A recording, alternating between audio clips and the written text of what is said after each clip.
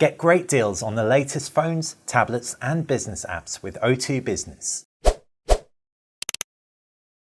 Hey guys, I'm Basil. This is the Sony Xperia Z5 Premium. This is the Huawei P9 Plus announced today. The P9 Plus has a 5.5-inch Full HD display available in no less than 4 colors, 64 gig under the hood. It's a pretty sweet device in a lot of respects, but you know what it doesn't have?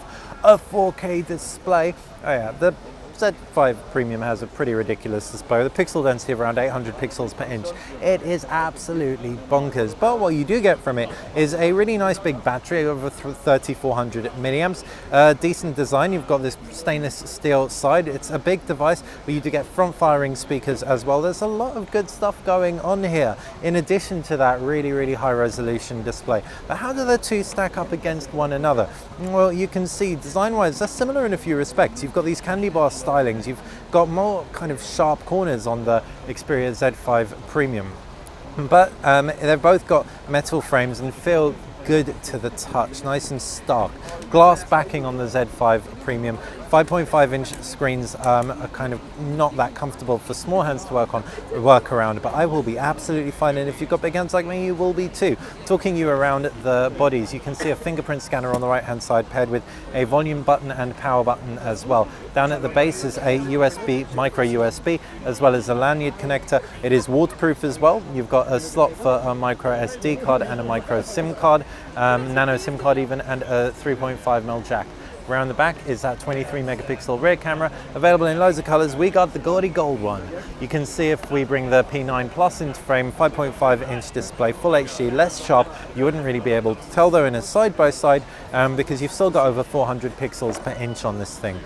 Swiping through, the screen has this 2D glass around the edges, curving nicely out. High resolution front-facing camera, 8 megapixels with autofocus as well. On-screen buttons, right-hand side, power button, volume rocker. You've got a USB-C at the base with a loudspeaker, 3.5mm jack. Left-hand side is where you can find the micro SD card slot and a nano SIM slot. Infrared blaster at the top, which is a sweet deal for anyone who's lost their remote control.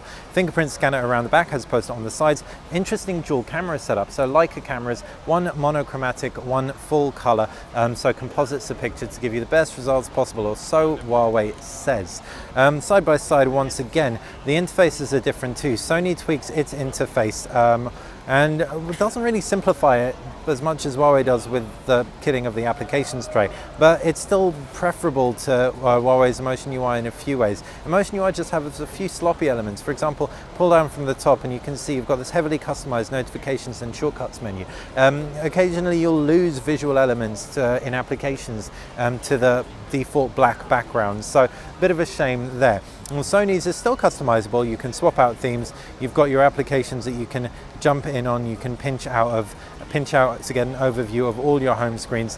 Much more stock notifications shade, and generally a preferable experience for me personally. Under the hood, you've got Snapdragon 810 with 3 gig of RAM versus a Kirin 955 processor with 4 gig of RAM, 64 gig internal memory, 32 gig internal memory, both expandable by micro SD card.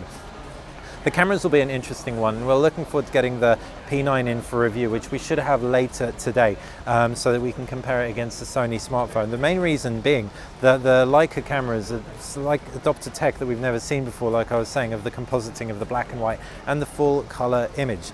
So connectivity features are going to be very comparable too. You've got GPS, Wi-Fi, Bluetooth, the fastest Cat 6 LTE speeds available. And finally, battery. You've got an over 3400 milliamp cell in the Z5 Premium, and you've got a 3400 milliamp cell in the P9 Plus, which puts these two on a relatively equal footing. It is all going to come down to price, and if these two cost the same, well, if you want a waterproof phone with front-firing speakers and a really high-resolution display, then it's obviously going to be the Sony Xperia Z5 Premium. But if you want what could well be a better camera experience paired with a slimmer body and a high resolution autofocus front camera, then this could be your bag. Let us know what you think. Me personally, I'm leaning towards the Z5 Premium, but if you prefer the idea of the P9 Plus, fire that in the comments section below, and if I missed anything, you've got any questions, let me know too. Be happy to answer. Thanks for watching BTech. Get great deals on the latest phones, tablets and business apps with O2 Business.